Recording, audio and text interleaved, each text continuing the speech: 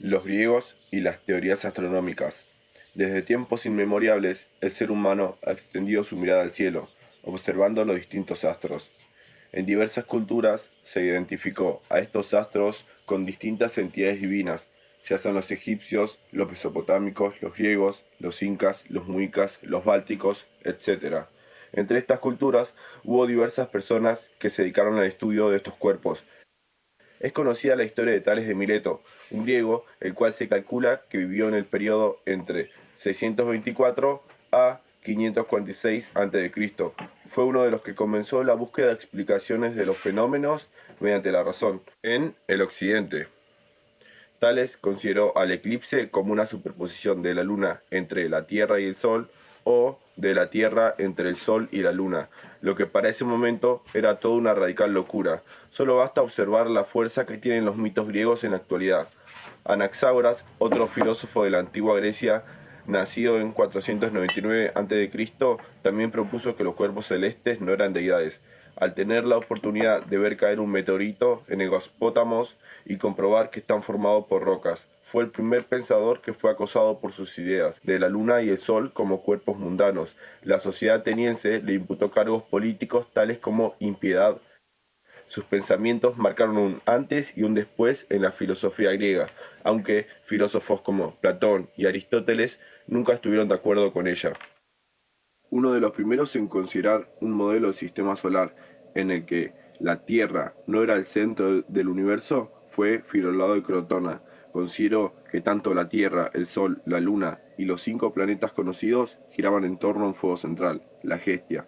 Debe de tenerse en cuenta que fue una de las primeras personas de las que se tiene constancia que consideraba la Tierra, la Luna, el Sol y los diversos planetas como esferas en movimiento.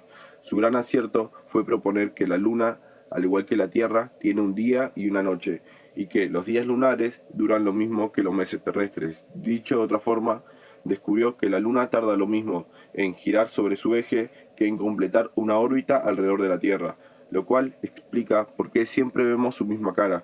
Esto lo llevó a continuar por el camino del razonamiento por analogía falso y relacionar la longitud de los días lunares con el tamaño de supuestas criaturas que vivían en la Luna. Aristarco de Samos fue la primera persona que propuso un sistema solar heliocéntrico, colocando al Sol y no a la Tierra como el centro del universo. Además de eso, fue el primer astrónomo que abordó científicamente el problema de determinar las relaciones entre las distancias del sistema solar y entre los tamaños de los astros. Obtuvo relaciones tan importantes como las siguientes. La distancia de la Tierra al Sol es más de 18 y menos de 20 veces la distancia de la Tierra a la Luna. El diámetro del Sol con relación al de la Tierra es mayor de 19 tercios y menor de 43 sextos. El tamaño del Sol es mayor de 5.832 veces el de la Luna y menor que 8.000. El diámetro de la Luna es entre 19 y 43 el diámetro de la Tierra. Otro filósofo griego que se dedicó al estudio de los cuerpos celestes es Eratóstenes de Cierne, director de la Biblioteca de Alejandría, astrónomo y matemático que vivió entre los 276 a 195 a.C.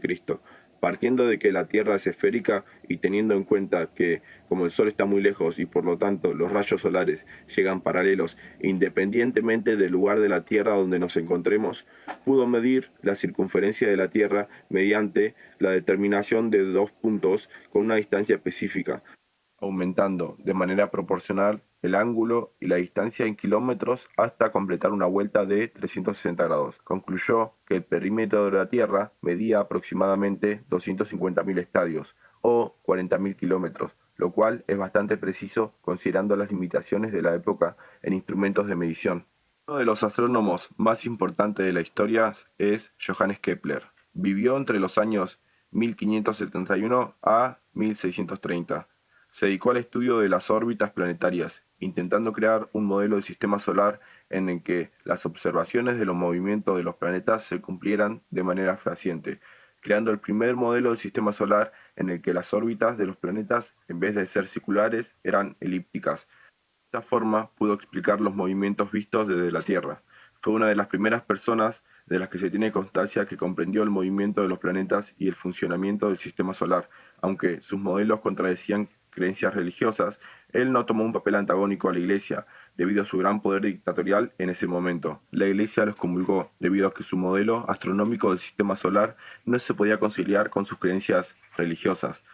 Conocimientos que poseemos en la actualidad sobre cómo es el universo se construyeron en base a los estudios de diversas personas que aportaron su grano de arena para poder tener una visión un poco más clara de nuestra realidad.